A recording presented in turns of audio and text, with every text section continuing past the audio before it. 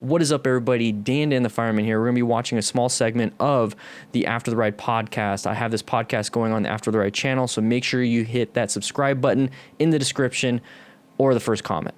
We need to pay attention to these cars wanting to come into us. We need to pay attention to intersections when we're approaching them, because guess what?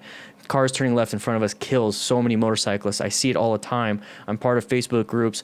I watch the news. I subscribe to the news on the internet, and I see another one. Car turning left in front of motorcycle riders in the hospital.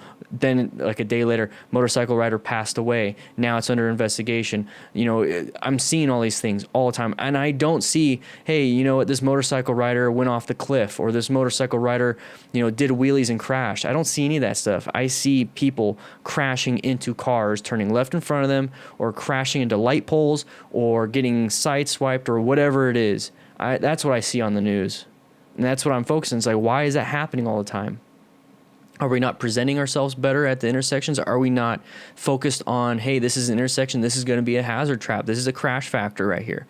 We're not thinking that. We're thinking like car drivers, that we can just go through these intersections, we can go through these turns, we can just be side by side with another vehicle and not care, because if they do touch me, guess what? It's just going to be a paint issue. It's going to be an insurance issue. Think about it right now while you guys are listening or watching this.